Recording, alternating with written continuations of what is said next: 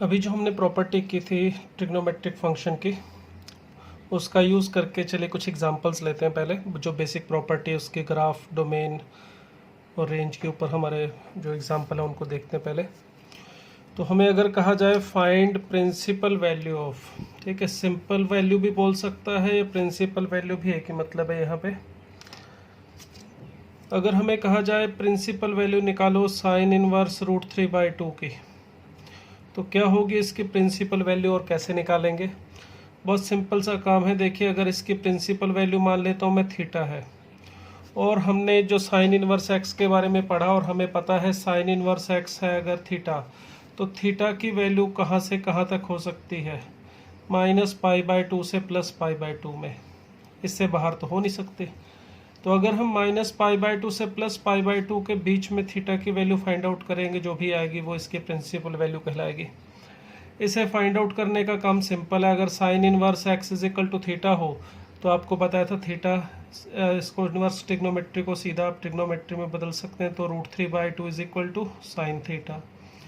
अब आप सिंपली ये देख लीजिए कि साइन थीटा की वैल्यू √3/2 इस इंटरवल में कब होती है। वैसे तो साइन थीटा की वैल्यू √3/2 बहुत जगह पर होगी, बहुत जगह मतलब अगर मैं sine theta is equal to √3/2 ऐसे साइन π/3 लिख लूँ, तो हमें बहुत सारी वैल्यूज़ मिलेंगी थीटा की। कौन सी?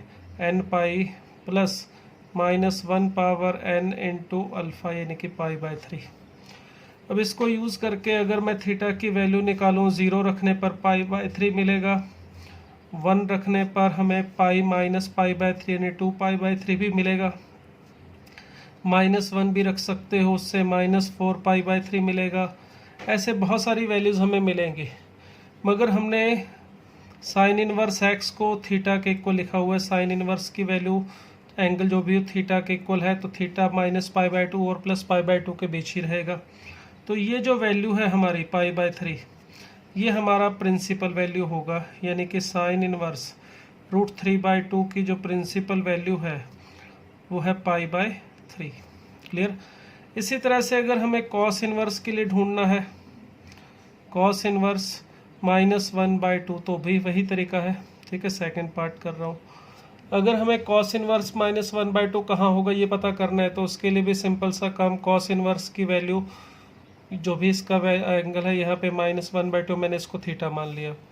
अब ध्यान ये रखना है कि जो हमारा कॉस इनवर्स है उसकी वैल्यू हमेशा 0 से पाई के बीच में ही हो सकती है, क्लोज्ड इंटरवल।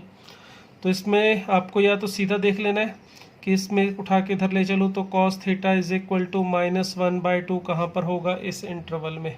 ठीक है, तो इस इंटरवल 0 से लेके पाई के बीच में कहाँ पर होगा? अगर आप डायरेक्ट बता दे तो बहुत अच्छी बात है, सीधा भी पता कर सकते हैं।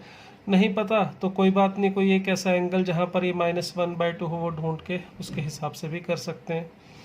अगर हम सीधा पता करना चाहें तो इसकी वैल्यू होती है अपनी cos -1/2 होता है 2π/3 पे। ठीक है, अगर आप सीधा इसको याद पता हो आपको cos थीटा की वैल्यू इस इंटरवल में कहाँ होती है, तो 2π/3 पे होती है। और अगर नहीं पता तो कोई बात नहीं, आप ऐसे भी कर सकते हो। cos थीटा है -cos ऑफ 1/2, तो इसे cos π/3 लिख सकता हूँ मैं।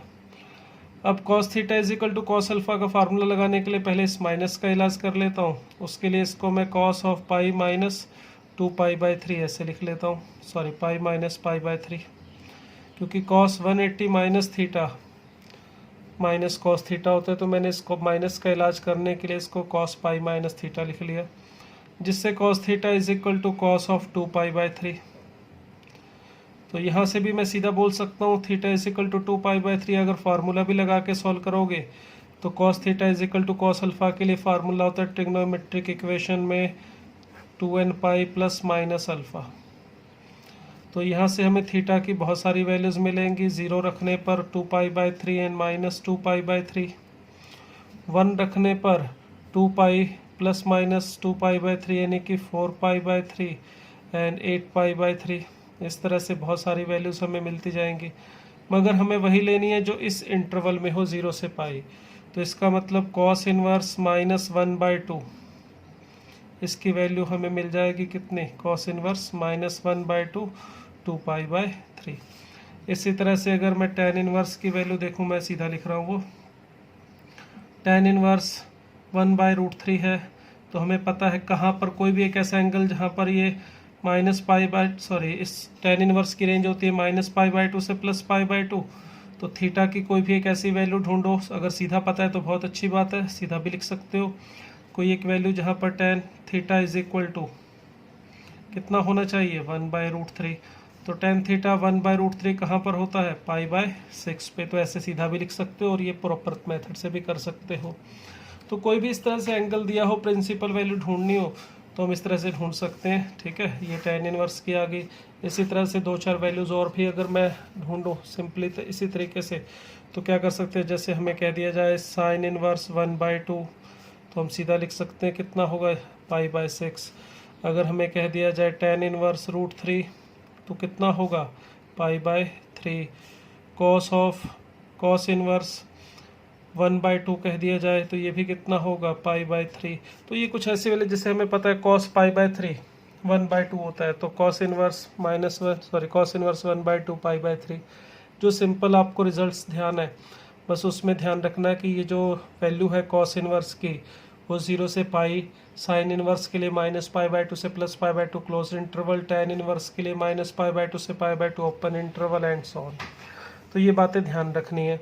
इसी का यूज़ करके जैसे ये 2 एग्जांपल हैं, इसमें जैसे ये वाला करो, फर्स्ट वाला क्या करने के लिए कहा है हमें, इसमें हमें एग्जाम्पल नंबर 4 में कहा है cos inverse sine of cos inverse 1/2, इसे फाइंड आउट करना है। तो देखिए इसमें सबसे पहले cos इनवर्स 1/2, तो हमें पता है cos इनवर्स 1/2 कितना होता है π/3। तो ये क्या मिला sin π/3, और sin π/3 भी हमें पता है कितना होता है, ये cos inverse as it is, और ये sin π/3 हमें पता है √3/2 होता है। और उसी तरह से cos √3/2 की वैल्यू भी आप ढूंढ सकते हैं, ये π/6 आ जाएगी। सेम वे से हम इसे भी कर सकते हैं। तो ये प्रिंसिपल वैल्यू फाइंड आउट करने का मेथड हुआ। कुछ सिंपल से रिजल्ट अगर आप याद रख लें तो ज़्यादा बेटर रहेगा, इनको डायरेक्ट यूज़ कर सकते हैं। ठीक है, तो एक तो इस बेसिक जो हमने प्रॉपर्टी पढ़ी उसके ऊपर इस तरह से हमें प्रिंसिपल वैल्यूज़ फाइंड आउट करने के लिए कहा जा सकता है। मुझे लगता है इसमें कोई डाउट नहीं होगा आपको। चलिए नेक्स्ट इसी के ऊपर कुछ और एग्जांपल देखते हैं सेकंड टाइप के। हमें कुछ ऐसे एग्जांपल मिलते हैं, यहाँ पे हमें कहा जाएगा डोमेन फाइंड आउट करो, इस तरह से इन्वर्स ट्रिग्नोमेट्रिक फंक्शन देके। तो जैसे ये फर्स्ट वाला है, इसे मैं f(x) मान लेता हूँ cos इनवर्स x² -4। तो हमें इसकी डोमेन ढूंढनी है, तो इसके लिए देखिए यहाँ पर दिखाई दे रहा है cos इनवर्स, और हमने अभी भी थोड़ी प्रॉपर्टी में पढ़ा था cos इनवर्स x की और sin इनवर्स x की जो डोमेन होती है। ठीक है, अगर एक यहाँ पर cos इनवर्स x है तो x की वैल्यू -1 और 1 के बीच में ही ली जा सकती है। तो वही चीज़ यहाँ अप्लाई करो बस। यहाँ पर एंगल में x² -4 है, तो फॉर डोमेन क्या होना चाहिए, ये जो x² -4 है ये वाली वैल्यू कहाँ लाई करनी चाहिए, -1 और 1 के बीच में। मतलब x² -4 की वैल्यू -1 से बड़ी होनी चाहिए और +1 से छोटी, तभी ये डिफाइन होगा। अब अपने को इसे सॉल्व करना है। अब इसको सॉल्व करना है तो देखिए किस तरह से करेंगे। ये x² -4 जो है वो -1 से बड़ा होना चाहिए, ये एक बात हुई। और ये +1 है यहाँ पे, ये x² -4 1 और -1 के बीच में रहना चाहिए, मतलब ये -1 से बड़ा भी होना चाहिए, और दूसरी बात ये +1 से छोटा भी होना चाहिए, और बीच में है एंड मतलब दोनों काम होने चाहिए। तो ये दो इन इक्वेशन है। पहली इक्वेशन होगी x² -4 > -1, और दूसरी बनेगी x² -4 <1। तो यहाँ पर एंड होने का मतलब इंटरसेक्शन, यानी पहले को भी सॉल्व करें दूसरे को भी सॉल्व करें, फिर जो भी मिलेगा उनका इंटरसेक्शन लेंगे।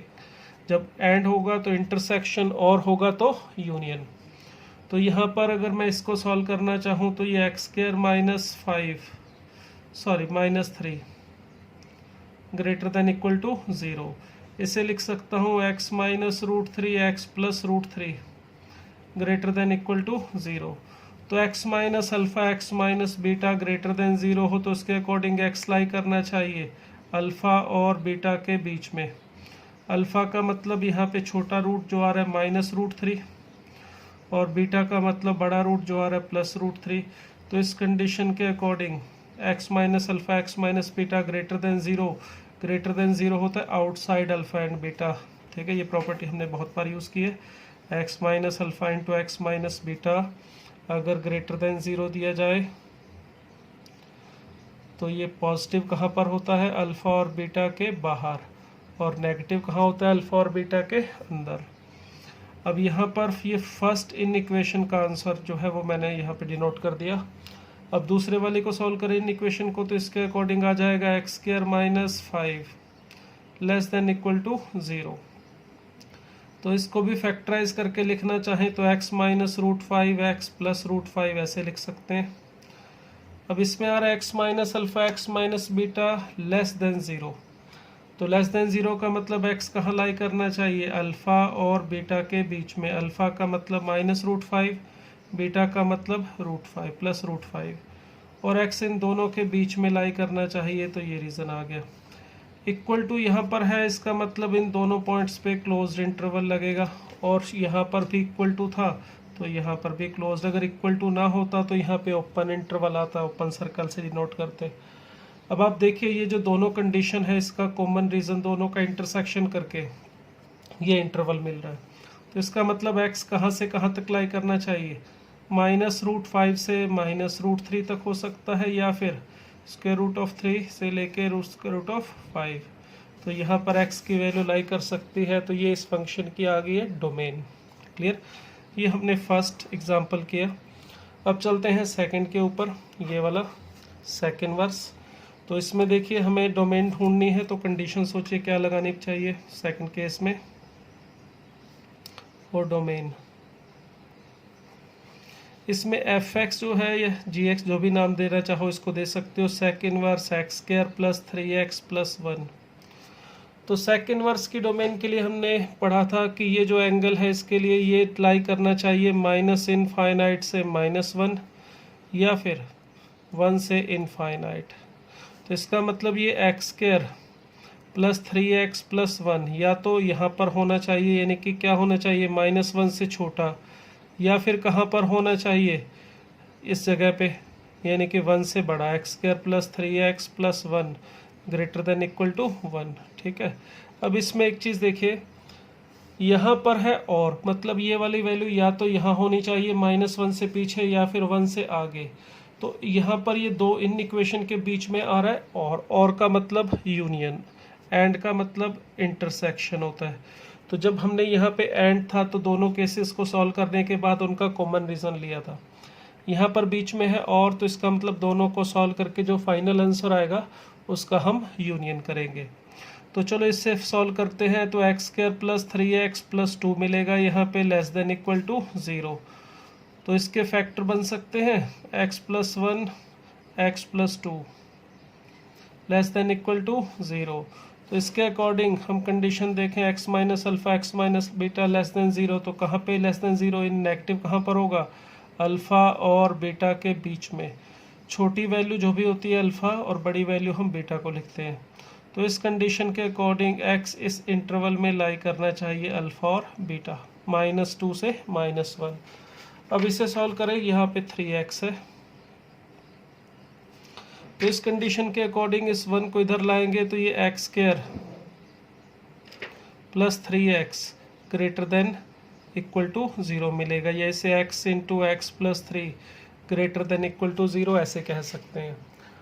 अब वही हो गया x minus alpha x minus beta greater than 0। अगर अब यहाँ पे अल्फ़ा हो गया 0 और बीटा है -3, तो इस कंडीशन के अकॉर्डिंग x कहाँ लाई करना चाहिए, अल्फ़ा यानी कि -3 और बीटा का मतलब 0 इसके आउटसाइड यहाँ पे।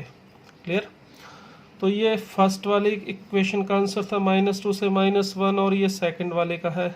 तो हमें दोनों का क्या करना है, यूनियन। तो यूनियन करने का मतलब क्या होगा, दोनों में जो भी वैल्यूज़ आ रही हैं सारी की सारी वैल्यूज़ ले लेंगे।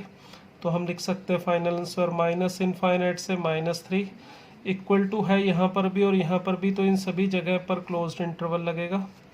यूनियन -2 से -1 यूनियन 0 से इनफाइनाइट। तो इस तरह से हम इस टाइप के फंक्शन की डोमेन फाइंड आउट कर सकते हैं जो इन्वर्स ट्रिग्नोमेट्री के ऊपर हमें मिलेंगे। तो ये सेकंड टाइप के थे हमारे। चलिए अब नेक्स्ट थर्ड टाइप की बात करते हैं, इसमें किस टाइप के एग्जाम्पल हमें मिल सकते हैं। तो नेक्स्ट टाइप के हमें कुछ ऐसे एग्जाम्पल देखने को मिलते हैं, मेंस में भी इस टाइप के एग्जाम्पल आते हैं, बोर्ड के एग्जाम्स में भी मिल जाते हैं। हमें क्या होगा, इस टाइप की एक इक्वेशन दी जाएगी साइन इनवर्स या कॉस इनवर्स में, जैसे ये एक इक्वेशन दे रखी है। और इस इक्वेशन में देखिए इक्वेशन एक है मगर जो वेरिएबल है इसमें वो 3 है, एक्स वाई और जेड। और इसको यूज़ करके हमें ये वैल्यू फाइंड आउट करनी है 3x + 2y - z। इसी तरह से एक और एग्जांपल मैंने यहाँ पे लिखा हुआ है, इसमें भी एक ही इक्वेशन है मगर वेरिएबल है 4, x y z and w, और वैल्यू फाइंड आउट करनी है हमें इसकी। इस टाइप के मोस्ट ऑफ द एग्जांपल जो बनते हैं वो किस कॉन्सेप्ट पे बनते हैं, वो ये बनते हैं रेंज और डोमेन के कॉन्सेप्ट के ऊपर। मतलब क्या है, देखिए मैथ्स का एक बेसिक रूल होता है, आपको जितनी वैल्यूज़ ढूंढनी है आपके पास कम से कम उतनी इक्वेशन होनी ज़रूरी है। ये मैथ्स का बेसिक रूल है। 10th क्लास में आप एग्जांपल करते थे linear equation in 2 variable 3x - 2y = 6, x + y = 5। अगर 2 वैल्यूज़ x और y में ढूंढनी है तो आपको 2 इक्वेशन दे जाती थी। इसी तरह से 3 वैल्यूज़ ढूंढनी हो तो 3 इक्वेशन ऐसे मिल जाती हैं, दी जाती हैं। तो जितनी वैल्यूज़ हमने फाइंड आउट करनी है हमें कम से कम उतनी इक्वेशन दी जाती हैं, क्योंकि उतनी इक्वेशन रिक्वायर्ड होती हैं एक्स वाई जेड की वैल्यू को फाइंड आउट करने के लिए। अब यहाँ पे प्रॉब्लम क्या होगी, इस टाइप के एग्जांपल में इक्वेशन सिर्फ एक दी है और वैल्यू ढूंढनी है 3, कई बार 4 या उससे ज़्यादा भी हो सकती हैं। ऐसे 99% जो क्वेश्चन होंगे वो उनको सॉल्व करने के लिए आपको डोमेन और रेंज का यूज़ करना होगा। जैसे फर्स्ट एग्जांपल की बात करो, इसका सॉल्यूशन देखें। अगर मैं यहाँ पे फर्स्ट वाले एग्जांपल में देखूँ तो हमें दिया हुआ है sign inverse x + sine inverse y + sine inverse z = 3π/2। ठीक है, हमें पता है साइन इनवर्स की वैल्यू, चाहे एंगल में x लिखो, चाहे y लिखो, चाहे z लिखो, ये -π/2 से 3π/2 के -π/2 से +π/2 के बीच में लाई करती है। अब आप सोचो, चाहे साइन इनवर्स x या साइन इनवर्स y है या साइन इनवर्स z है, सबके लिए यही होगा। एंगल में नाम बदलने से वेरिएबल का कोई फ़र्क नहीं पड़ने वाला। ठीक है, तो यहाँ पे ये तीनों के तीनों हमारे लाई करेंगे -π/2 से +π/2 के बीच में।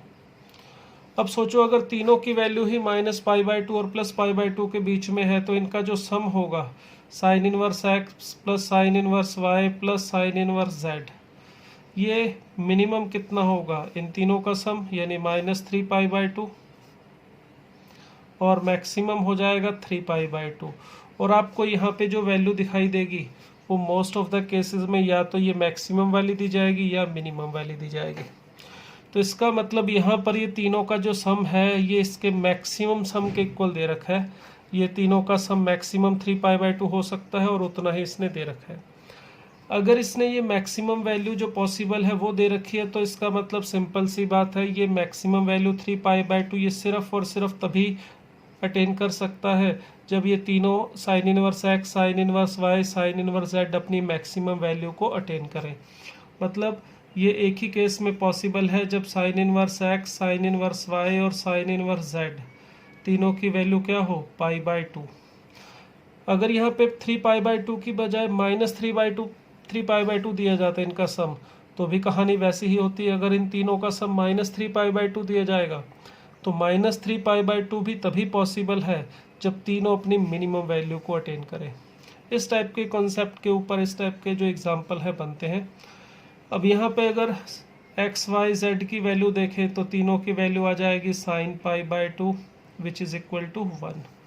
तो x, y, z तीनों की वैल्यू 1 आ जाएगी, तो इसका मतलब 3x - 2y - z की वैल्यू आ जाएगी 3 + 2 - 1 विच इज़ 4।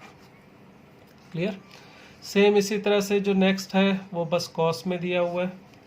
सेकंड वाले में हमें दे रखा है cos inverse x + cos inverse y + cos inverse z + cos inverse w is equal to 2π। वही सेम चीज़, अगर इनका सम 2π दिया हुआ है तो देखिए कॉस इनवर्स एक्स, सॉरी 2 पाई नहीं, यहाँ पे गलती से मैंने 2 पाई लिख लिया, यहाँ पे 0 था, थोड़ा सही कर रहा हूँ, ये स्टेटमेंट में मैंने लिखने में मिस्टेक कर दी, यहाँ पर ये 0 है। अगर हमें इन चारों का सम 0 दिया हुआ है और सॉल्व करके हमें इसकी वैल्यू ढूंढनी है, तो यहाँ पर कॉस इनवर्स एक्स या कॉस इनवर्स वाई या कॉस इनवर्स जेड कुछ भी हो, सबका वैल्यू 0 से पाई के बीच में लाई करता है। हमने प्रॉपर्टी भी की थी कॉस इनवर्स एक्स हमेशा 0 या 0 से बड़ा होगा। तो एक्स है एंगल में, वाई है या जेड है या डब्ल्यू, उससे कोई फ़र्क नहीं पड़ता, ये सभी वैल्यूज़ हमारी 0 या उससे बड़ी ही होंगी, कभी भी 0 से छोटी नहीं हो सकती। तो इन चारों का सम अगर 0 आ रहा है तो वो सिर्फ और सिर्फ एक ही केस में पॉसिबल है, जब cos inverse x, cos inverse y, cos inverse z और कॉस इनवर्स डब्ल्यू अपनी मिनिमम वैल्यू, यानी कि कॉस इनवर्स की मिनिमम वैल्यू 0, इसको अटेन करें। अदरवाइज ये सम हमेशा 0 से बड़ा ही आएगा अगर ये अपनी मिनिमम वैल्यू नहीं लेते हैं तो अगर यहाँ से ये चारों की वैल्यू 0 है, तो यहाँ से एक्स, वाई और जेड और डब्ल्यू भी, इसकी सब की वैल्यू हो जाएगी cos 0 दैट इज़ 1। तो कुछ इस टाइप के एग्जांपल हमें देखने को मिलते हैं, तो इनको सॉल्व करने का ये तरीका होता है, ठीक है। ओके, चलिए नेक्स्ट टाइप के एग्जांपल की बात करते हैं, इन इक्वेशन टाइप के एग्जांपल जो हमने प्रॉपर्टी पढ़ी थी इसकी इंक्रीजिंग डिक्रीजिंग फंक्शन की, कि sine inverse, tan inverse strictly increasing होते हैं, कॉस इनवर्स और कॉट इनवर्स स्ट्रिक्टली डिक्रीजिंग होते हैं। इनके बिहाफ पे भी कुछ एग्जांपल्स हमसे पूछे जा सकते हैं, जैसे ये मैंने कुछ एक एग्जांपल लिए, यहाँ पे इनको सॉल्व करेंगे हम। देखिए हमें कहा जाए sine inverse x less than π/3 greater than -π/6, इस तरह से ये 4 एग्जांपल जो मैंने लिए हैं ये साइन इनवर्स पे लिए हैं, ठीक है। इन चारों को सॉल्व करना है अगर मुझे, तो इसके लिए 2 तरीके हैं। जो पहला तरीका है वो है ग्राफ का तरीका, जो कि बहुत बढ़िया और आसान तरीका है। अगर हमें पता करना है साइन इनवर्स एक्स π/3 से छोटा कब है, या -π/6 से बड़ा कब है, या फिर 2π/3 से छोटा कब है, इस सब के लिए एक सिंपल तरीका तो ये है कि आप साइन इनवर्स एक्स का ग्राफ बना लो। 1 to 4 जो एग्जांपल है इनको कर रहा हूँ मैं एक साथ, ये चारों का आंसर हम एक साथ दे सकते हैं इस ग्राफ को ध्यान से देखने पर। हमें साइन इनवर्स एक्स का जो ग्राफ है बस वो बनाना है। ये -1 to 1 और इसकी रेंज होती है π/2 और यहाँ पर होता है -π/2। तो अगर मैं साइन इनवर्स एक्स का ग्राफ बनाऊं तो ये कुछ इस तरह से बनता है, ठीक है। यहाँ पर 1 पर इसकी वैल्यू होती है π/2 और -1 पे इसकी वैल्यू होती है x-1 पे वैल्यू -π/2। क्लियर। अब हमें जैसे फर्स्ट पार्ट में करना है, ये पता करना है कि साइन इनवर्स एक्स किससे π/3 से छोटा कब होगा। तो उसके लिए क्या करो, इसका ग्राफ, ये जो लेफ्ट साइड है इसे y मान के इसका ग्राफ बना लिया। अब राइट हैंड साइड में कौन है, π/3, अब इसको y मान के, जैसे ये जो पिंक वाला ग्राफ है ये मैंने y = साइन इनवर्स एक्स का बनाया है। तो मुझे पता करना है कि ये y = π/3 से छोटा कब होगा। अब y = π/3 का ग्राफ बनाओ, जो कि इस तरह से बनेगा। ये है हॉरिजेंटल लाइन, क्योंकि y = सम कांस्टेंट हो तो ये लाइन इस पॉइंट में से पास करेगी 0,π/3 में से और x एक्सिस के पैरेलल होगी। अब यहाँ पे ये कट करेगी, इस जगह पर साइन की वैल्यू कितनी होनी चाहिए, यहाँ पर y की वैल्यू यानी कि साइन इनवर्स x की वैल्यू π/3 है। तो साइन इनवर्स x = π/3 कहाँ पर होता है, x = साइन π/3 यानी कि √3/2 पर। इसका मतलब इस जगह पर x की वैल्यू है √3/2। हमें क्या बताना है, साइन x π/3 से छोटा कब है। तो देखो ये जो लाइन है इसको देखो, ये पिंक वाला जो ग्राफ है वो साइन इनवर्स एक्स का, ब्लू वाला जो ग्राफ है वो y = π/3 का। ग्राफ में छोटा होने का मतलब होता है नीचे होना, बड़ा होने का मतलब होता है ऊपर होना। तो आपको ये देखना है कि sine inverse x less than π/3 कहाँ पर है। तो आपको ये देखना है कि साइन इनवर्स एक्स का ग्राफ इस लाइन y = π/3 से नीचे कहाँ पर है। तो देखो इस पॉइंट पे ये कट कर रहे हैं दोनों, और √3/2 से 1 के बीच में यहाँ पर आप देखोगे तो पिंक वाला ग्राफ ऊपर निकल गया और ब्लू वाला ग्राफ नीचे है। मतलब इस टुकड़े में √3/2 से 1 के बीच में साइन इनवर्स x बड़ा है π/3 से, और छोटा कहाँ पर है, इससे पीछे देखो, इस पॉइंट से इस पॉइंट ऑफ इंटरसेक्शन से पीछे जाओगे तो ये वाला ग्राफ ब्लू वाला ऊपर है और पिंक वाला नीचे है। देखो ऊपर होने का मतलब ये बड़ा है और ये छोटा है। तो साइन इनवर्स x π/3 से छोटा कहाँ पर आ रहा है, इस पॉइंट से पीछे, यानी कि इस पॉइंट से पीछे का मतलब कहाँ तक, पीछे -∞ तक नहीं। जब साइन इनवर्स x अपना -1 से पीछे डिफाइन ही नहीं है तो इसका मतलब हम आंसर में क्या लिखेंगे, x की वैल्यू कहाँ से कहाँ तक, -1 से लेके √3/2। और इसमें भी ध्यान से देखो, आंसर जो मैंने लिखा है यहाँ पर इक्वल टू नहीं था, इसलिए √3/2 को मैंने ओपन इंटरवल में लिखा है। अगर यहाँ पे sine inverse x less than equal to √3/2 होता तो मैं इस √3/2 को भी लेता, मगर -1 पे मैंने क्लोज लगाया। कारण सिंपल है कि -1 पे जो वैल्यू है यहाँ पे, ये -1 पे साइन इनवर्स की वैल्यू कम ही है इससे π/3 से, तो ये वाला पॉइंट -1 भी इस इक्वेशन को सेटिस्फाई कर रहा है, तो ये आंसर आ गया। इसी तरह से अब दूसरे पार्ट का आंसर लिखना है, तो ये हमने फर्स्ट पार्ट का आंसर लिखा। अब राइट पार्ट सेकंड के लिए sine inverse x greater than -π/6, इसको देखिए कैसे सॉल्व करें। अब इसके लिए भी वही सेम चीज़, हम एक लाइन ड्रॉ कर रहे हैं, कौन सी, y = -π/6। तो y = -π/6 हमारी जो लाइन है वो इस तरह से इस पॉइंट में से जाएगी, ये -π/2 है और यहाँ पे -π/6 है, तो ये लाइन इस तरह से इस पॉइंट में से जा रही है, y = -π/6, और ये इस पॉइंट पे कट करेगी तो इसके कोऑर्डिनेट ढूंढने हैं। तो वही सेम कहानी, देखो भाई साइन इनवर्स x इस पॉइंट पे कितना हो रहा है, -π/6, तो इसका मतलब x की वैल्यू क्या होनी चाहिए, साइन ऑफ, देखो इसको उठा के इधर ले जा रहा हूँ, तो ये साइन ऑफ -π/6 मिल जाएगा, तो इसकी वैल्यू आएगी -1/2, यानी ये वाला पॉइंट हमारा है -1/2। ठीक है, अब देखिए हमें पता क्या करना है, साइन इनवर्स x -π/6 से बड़ा कब होगा। ग्राफ में बड़ा होने का मतलब क्या होता है, ऊपर होना। तो इस पॉइंट -1/2 से अगर आप आगे की तरफ देखोगे तो ये पिंक वाला ग्राफ ऊपर है और ग्रीन वाला नीचे है, यानी कि साइन इनवर्स x की वैल्यू बड़ी है -π/6 से, और इस पॉइंट से पीछे जाओगे तो साइन इनवर्स x का ग्राफ यानी पिंक ग्राफ नीचे चला गया, ग्रीन ग्राफ ऊपर है, तो यहाँ पर -π/6 बड़ा है साइन इनवर्स x से। तो हमें आंसर किसका देना था, sine inverse x is greater than equal to -π/6।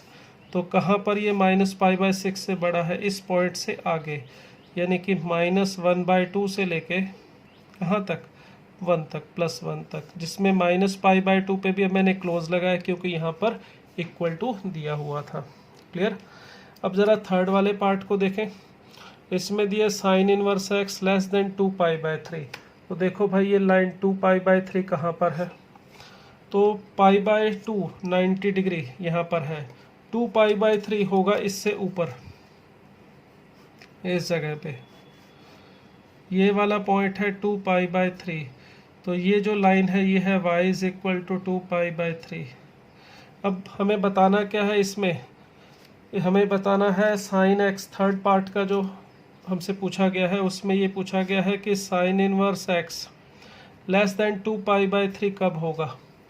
तो भाई ये देखो, क्या ये किसी भी पॉइंट पे साइन इनवर्स x इसको कट कर रहा है, बिल्कुल नहीं कर रहा, तो पॉइंट ऑफ इंटरसेक्शन तो कोई नहीं मिल रहा।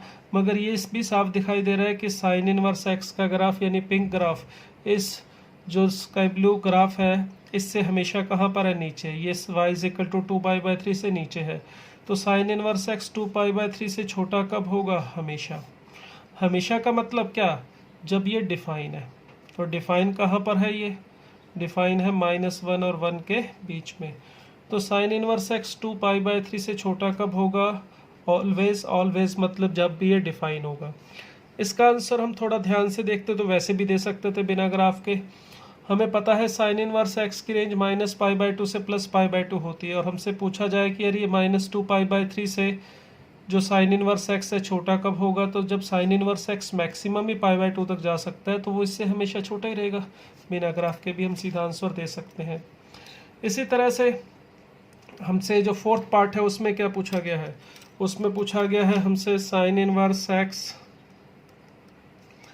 लेस देन -5π/6 ये कब होगा। अब उसी तरह से ये जो -π/6 है, ये वाला ग्राफ भी देखो कहाँ पर जाएगा, इससे नीचे। ये जो -π/2 है -90 है, और -5/6 मतलब -150 डिग्री। तो y इज इक्वल टू -5π/6 जो ग्राफ है वो इस लाइन से पूरे के पूरे ग्राफ से नीचे बनेगा। तो साइन इनवर्स एक्स की वैसे भी मिनिमम वैल्यू होती है -π/2, तो ये -150 डिग्री -5π/6 से तो साइन इनवर्स एक्स हमेशा ही बड़ा होगा। तो छोटा कब होगा इसका आंसर तो साफ साफ स्पष्ट हो रहा है कि कभी नहीं। कभी नहीं मतलब x बिलोंग्स टू 5। क्लियर। इस तरह से हम इसका आंसर ग्राफ से दे सकते हैं। तो इनइक्वलिटी में यहाँ पर जो पहला तरीका है इसको करने का वो है ये ग्राफ मेथड। अब हम दूसरे मेथड से इसको सॉल्व करने की कोशिश करेंगे।